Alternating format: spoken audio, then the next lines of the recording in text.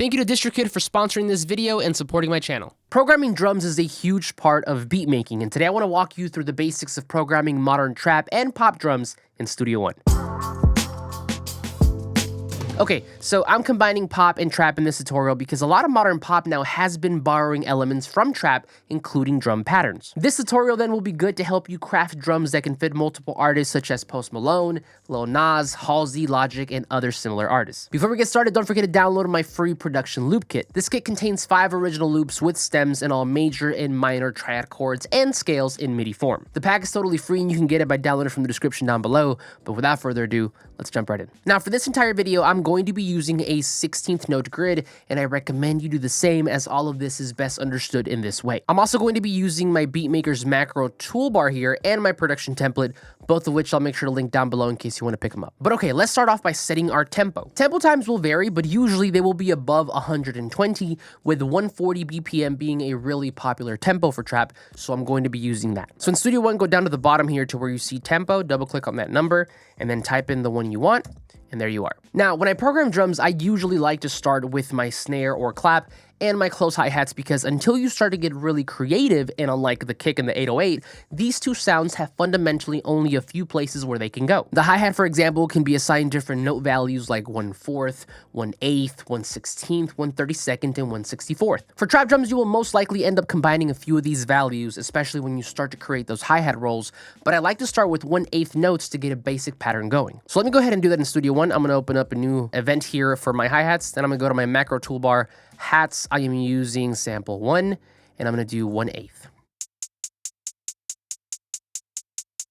Next up, I move on to my snare or clap, and when it comes to these two, again, until you start to get really creative, the two common places where they can land is either on beats 2 and 4 or on beat 3. For trap drums, it is very common for these two to land on beat 3, so that is what I'm going to do. Now again, for that, I'm going to open up another event here. I'm going to go over to my macro toolbar, snares and claps. I'm using impact for this, and I want it on the 3, and now this is what we have.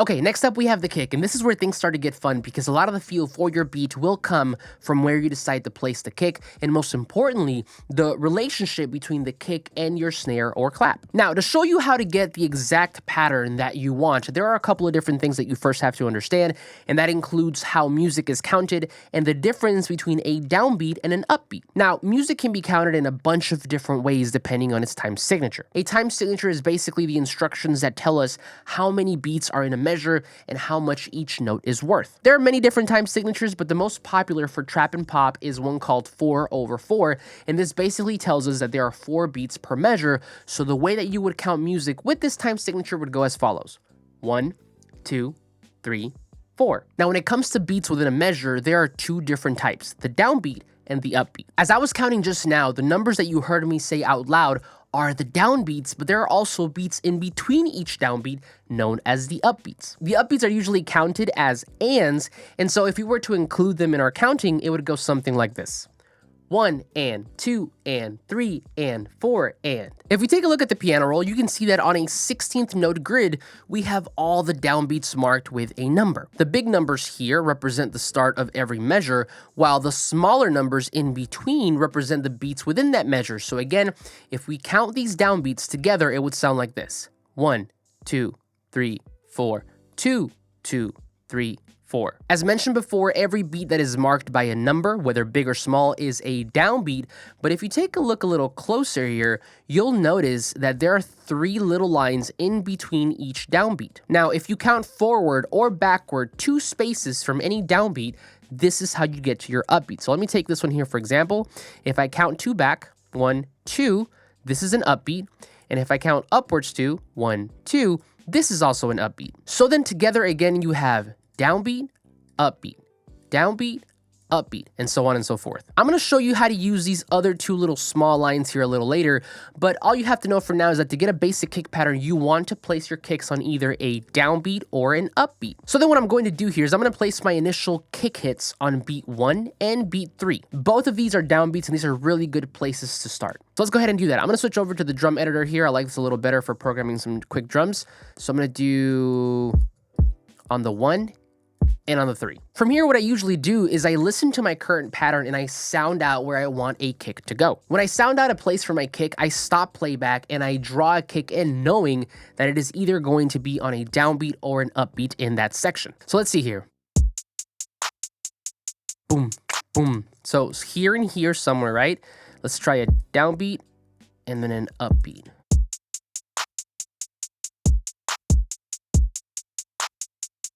Boom. So here again.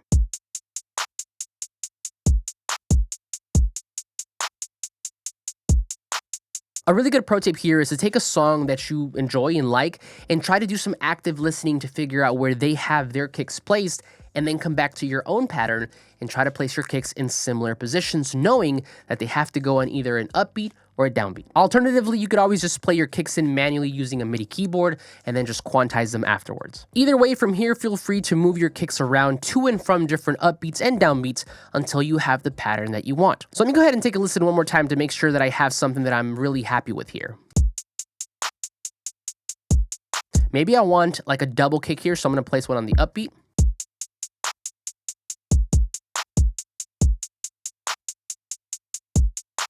And then maybe one here to kind of finish that off. So upbeat here again.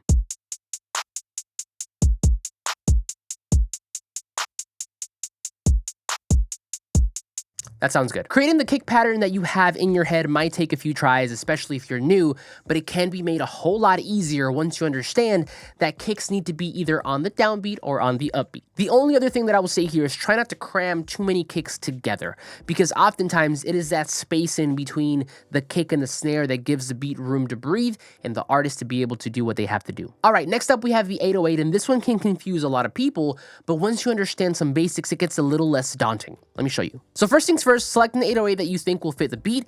I actually have one here already, and in Studio One, I like to place my 808s in an instance of sample 1 because this VST here stretches the sample across the keyboard, allowing me to be able to play with the different notes, which is what we want. Next, you will want to make sure that your 808 is tuned, meaning that whenever you hit a C key on your keyboard, you get a C note from your 808. This will ensure that you are accurately playing the notes that you intend to play or program. I have a video on how to tune your 808, so I'll make sure to link that down below. In any case, this particular 808 I know is already tuned, and for the sake of this example, I am going to bring in a loop and build an 808 pattern around that. Now, this specific loop that I brought in here is from a Murda Beats pack on Splice, and I've already time stretched it so it aligns with my beat, and I even added an accompanying little chord progression here so it fills it up, but now the beat sounds like this so far.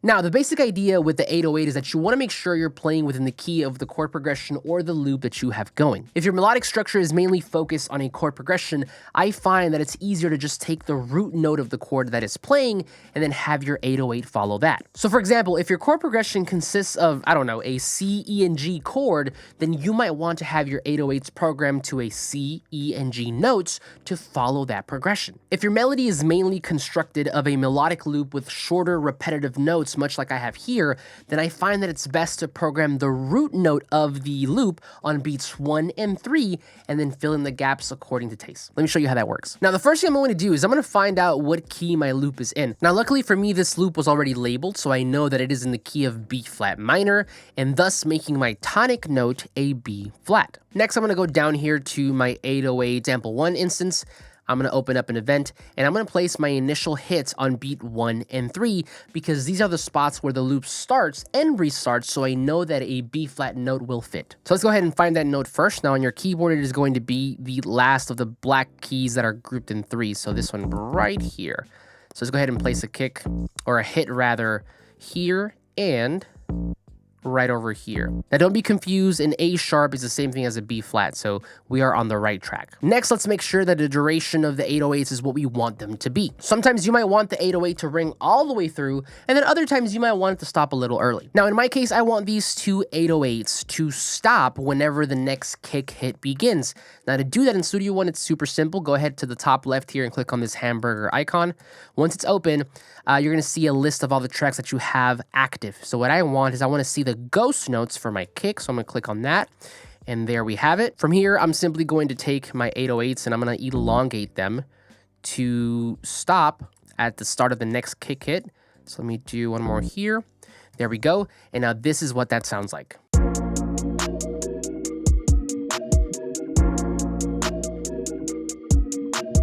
From here, we can see that we have some gaps in between these 808s. Now, right now it sounds okay, but we need to make them a little bit more interesting. So to do that, the first thing you want to do is lock in your scale so we're playing the right notes. So go over to the left here to where you see this little scale kind of section.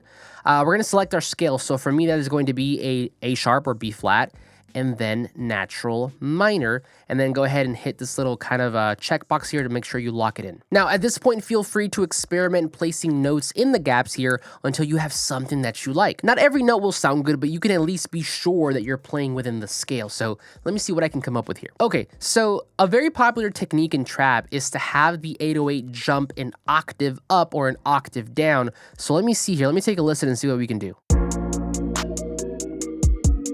Bone up.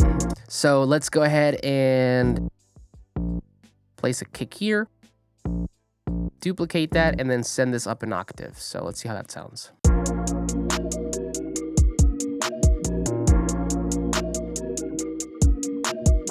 Now we could also maybe place two notes here, two more notes, and send them to a lower octave. So let me take a listen here.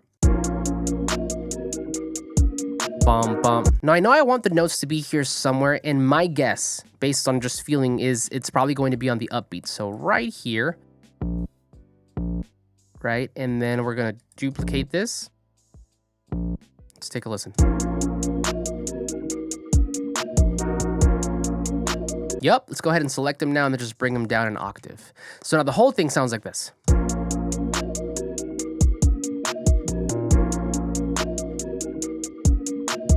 Okay, finally, let's switch our attention back over to the hi-hat. As mentioned earlier, in trap, it is very popular to combine multiple hi-hats to create those hi-hat rolls. The other thing you can do is also pitch your hi-hats up and down to create a little bit more interest. Now, usually I like to leave this entire step towards the end because that way I can adjust my values based on whatever else I have programmed so they feel more intentional and play well with everything else. Let's go ahead and do both now. So then let me go ahead and open up my hi-hat event here, and let's take a listen just to see where we can kind of create some rolls.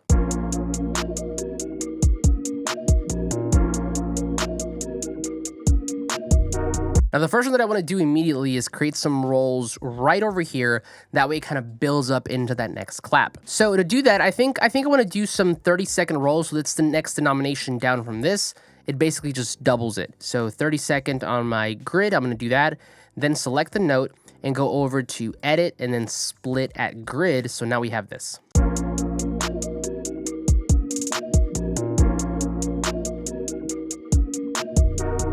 And then the last thing that I want to do maybe to this is do some sort of triplets. So select these, go over to merge nodes, switch my grid to 8th triplets, and then once again split at grid. So now we have this.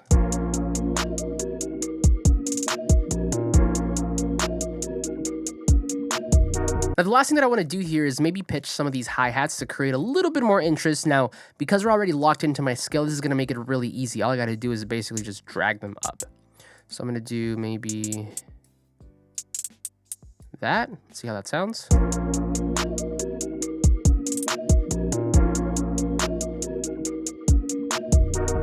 And then maybe bring these down.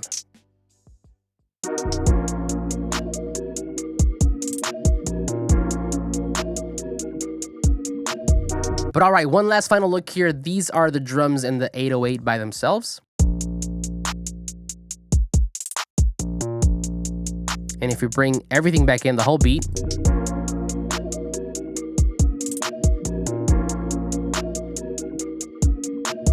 And there you have it, a trap/pop drum pattern. Now, of course, this is just the beginning. There are a bunch of other techniques that you can follow to elevate this even more, but I am confident that at least with this, you are now equipped to start making your own patterns and get something that sounds good. Now, once you have your beats sounding the way that you want them to, the next step could be to share them, and you can do that with DistroKid, the sponsor for this video. DistroKid is a digital distributor, and for $20 a year, it is by far the easiest and most affordable way to share all of your music to all streaming platforms platforms such as Apple Music, Spotify, Tidal, Snapchat, TikTok, and so many more. There are many great features about DistroKid, such as their multiple built-in avenues to get your music heard. Once you sign up for your subscription, you can navigate to the top right of your console here and click on the Goodies tab. From there, drop down the Get Heard Now subcategory, and here you can either sign up for their free social media platform called Slaps, which is optimized to share your music and get feedback from others, submit your music so that other members can vote it into DistroKid's community Spotify playlists, or even just spin the wheel to see if you get lucky to land a spot on those playlists as well. DistroKid has a few different playlists on Spotify with thousands of followers, so definitely take advantage. All of these features plus many more come included in your subscription, so if you're interested in reaching more people with your music, then click the first link down below to sign up for DistroKid and get 7% off your first year. But that's it for me. Thank you so much for watching. Once again, thank you to DistroKid for sponsoring this video. Don't forget to get that discount by clicking the first link down below. Thank you for your time, and I'll see you on the next one.